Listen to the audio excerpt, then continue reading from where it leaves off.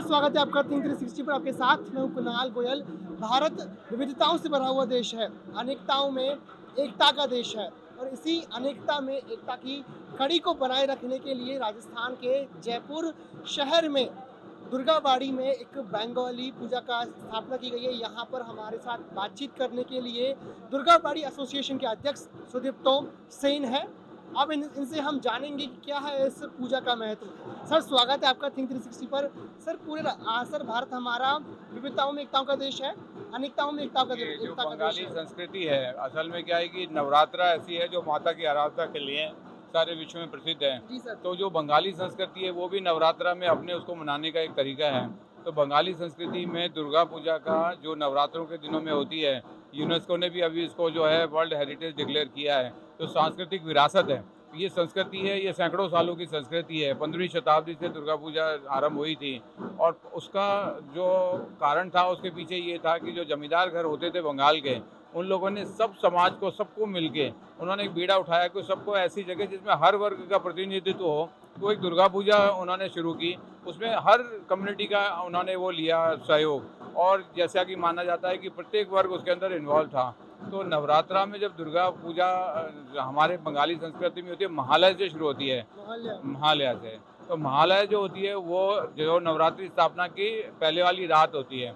तो ऐसा माना जाता है कि महालय जो है वो उसके बाद से अगले दिन से वो अमावस की रात होती है। सुबह 4:30 बजे सुना जाता है माहौल है। महालय एक्चुअली उसमें ये माना जाता है कि माता दुर्गा जो है, माता दुर्गा शिव अपने घर रहती हैं, वहाँ से अपने पिता के घर आ रही हैं। तो महालय के दिन माता का आगमन हो रहा है, तो उसके लिए महालय जो है माता के आगमन के साथ में गाया जाने वाला भजन है।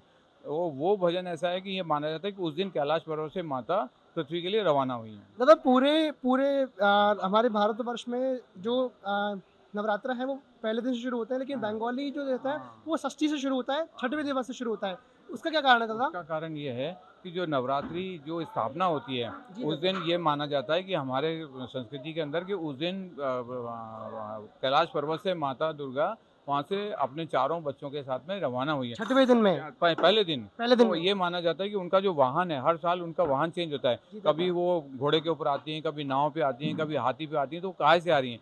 तो ये माना जाता है कि उनका जो पृथ्वी पे आगमन है वो छठे दिन आके प्रादुर्भाव होता है उनका।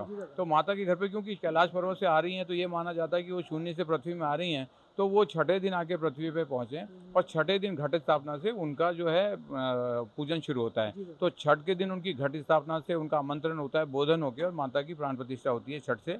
तो इसलिए ये माना जाता है कि महालय से लेके और वो उनका जो है जर्नी टाइम है वो।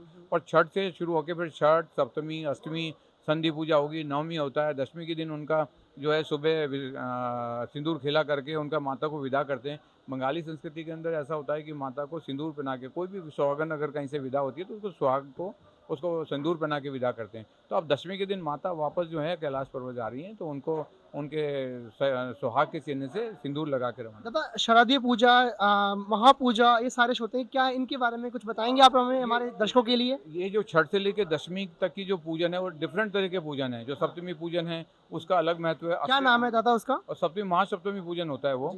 फिर जो जैसे अष्टमी पूजन हुआ तो महाअष्टमी कहलाता है कि अष्टमी के दिन माता का अष्टमी पूजन है। फिर संधि पूजा होती है, वो महासंधि पूजा होती है। महापूजा भी बोलते हैं उसको। उसको महापूजा बोलते हैं, क्योंकि वो संधि जो है वो अष्टमी और नवमी की रात की होती है। तो उस वक्त क्या होता है कि माता का सबसे जो महिषासुर मर्दनी जो माता का रूप है, उसका सबसे जो माता का शक्ति रूप है, तो माता को शक्ति रूप में पुराने टाइम पे बलि भी चढ़ाई जाती थी। माता का जो है अलग तरह से उसका पूजन होता था। अब वो केला या पेठा जो होता है उसकी बलि करके और माता के उस महारूप की पूजा की जाती है। तो पूजा और पूजो दो अलग शब्द सुनने में आते हैं, इनमें क्या डिफरेंस है? पूजो मेनली बंगला जो भाषा है उसमें हर चीज़ों का उच्चारण जो होता है वो उच्चारण हमेशा उसका उच्चारण का डिफरेंट तरीका, संस्कृत से आई है वो। तो हिंदी की जो भाषा शैली वो एक अलग होती है और बंगाल की अलग होती है। तो हम लोग पूजो बोलते हैं पूजा को ही। तो वो पूजो बोलने के पीछे ये है कि दुर्गा पूजो का मतलब ये है कि बंगाली भाषा के अंदर ही होता है।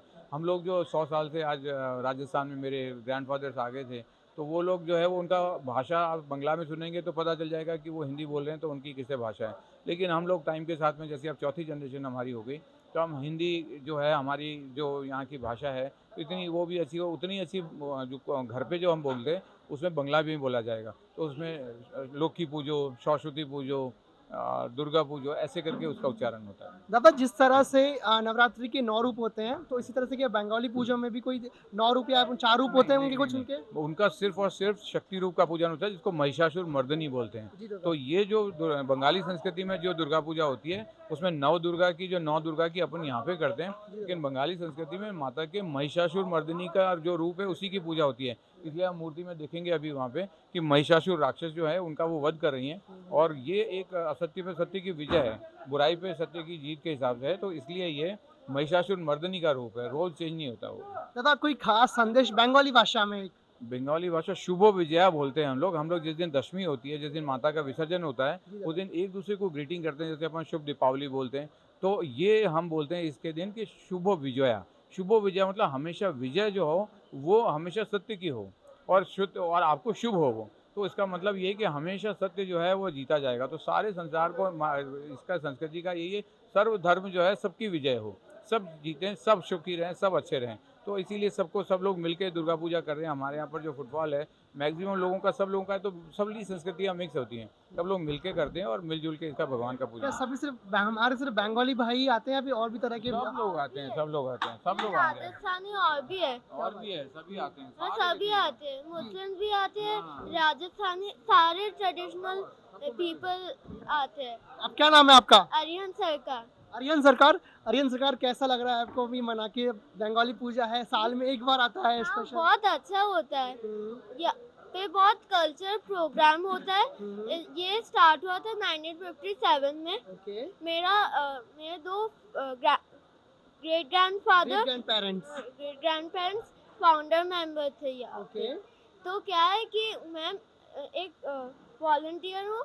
तो क्या है कि आज बहुत सारे कल्चरल प्रोग्राम हो रहे हैं, और क्या है कि ये कुछ लोग महिला समिति होते हैं, कुछ जो हो, और क्या है खाने में भोग होते हैं, और क्या है कि ये क्या हो रहा है पीछे हमारे, बताएंगे आप हमें एक बार? ये भोग हो रहा है। हाँ। ये क्या स्पेशल क्या डाला जा रहा है आर्यन? ये खिचड़ी है। हाँ। और ये लैंगड़ा है। ओके। आर्यन एक प्यारा सा मैसेज बंगाली भाषा में। दुर्गा पूजा आमी भालोबाशी दुर्गा पूजा। बहुत बहुत थैंक यू आर्यन। तो ये थे हमारे साथ दुर्गाबारी एसोसिएशन के अध्यक्ष सुदीप्तो सेन जी, जिनका कहना है कि इस तरह की पूजा उनके पीढ़ी दर पीढ़ी चली आ रही है, और भारत जिस तरह से एक विविधताओं का देश है, अनेकताओं में एकताओं का देश है, और ये पूजा में हर यहाँ जिस तरह से उन्होंने हमें बताया कि हमारे बंगाली पूजा में किसी भी महिषासुर मर्दिनी की पूजा होती है, ना कि नवरात्रि में 9 रूपों की।